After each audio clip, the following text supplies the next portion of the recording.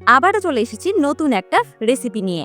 আপনি ডিম পরোটা তো অনেক খেয়েছেন, কিন্তু মাছের ডিমের পরোটা খেয়েছেন কখন? খেলে একবার মন চাইবে বারবার খেতে।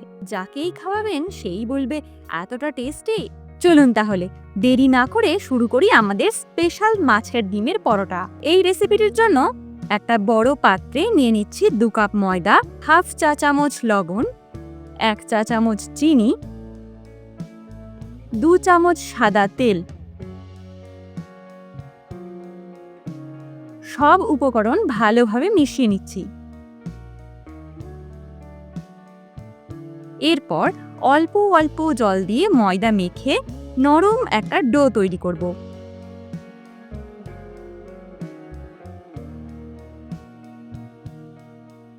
ডোটা সুন্দরভাবে তৈরি হয়ে গেলে ওপরে একটু তেল লাগিয়ে ঢেকে রেখে দেব মিনিট 15-20 মতন।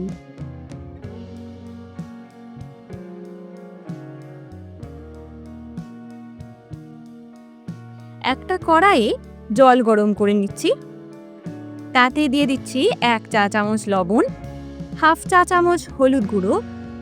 জল ফুটে উঠলে মাছের ডিম দিয়ে দেব।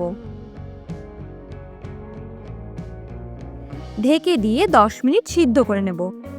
এর ফলে কাঁচা গন্ধটা চলে যাবে। সিদ্ধ হয়ে গেলে ডিমগুলো তুলে রাখব। একটা কড়াইয়ে গরম করলাম সর্ষের তেল। তাতে 1 চামচ আস্ত জিরে, 2টো কুচনো পেঁয়াজ, ছোট সাইজের। পেঁয়াজগুলো লালচে করে ভেজে নিচ্ছি। 1 চা চামচ আদা রসুন বাটা। অল্প জল দিয়ে মশলা পোড়া আটকাতে হালকা ভেজে নিচ্ছি। এবার মশলা দিয়ে দিচ্ছি। লবণ স্বাদ মতো, হাফ চা চামচ হলুদ গুঁড়ো, ধনে গুঁড়ো, জিরে গুঁড়ো, শুকনো লঙ্কা গুঁড়ো।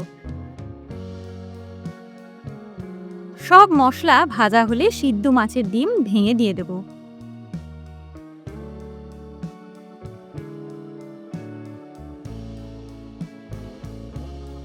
তার সঙ্গে 2টো ছোট আলু সিদ্ধ করে মেশানো হয়েছে, সেটাও নিয়ে নেব।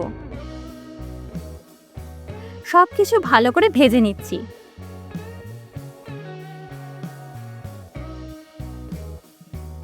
শেষে 1 চা চামচ কাসুরি মেথি দিয়ে মিশিয়ে নামিয়ে রাখবো।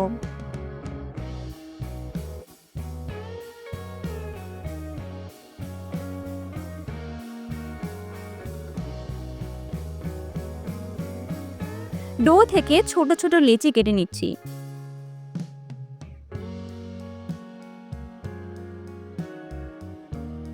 প্রতিটি লেচি হাতে ঘুরিয়ে গোল করে নিচ্ছি। প্রতি লেচির মধ্যে পুর দিয়ে ভালোভাবে মুড়ে দিচ্ছি, যেন কিছু বের না হয়।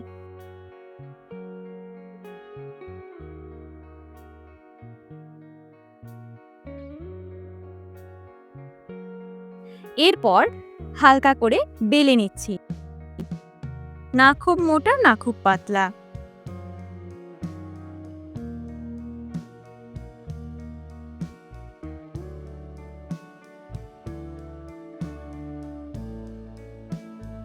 প্যানে গরম হলে পরোটাটা দিয়ে দেব।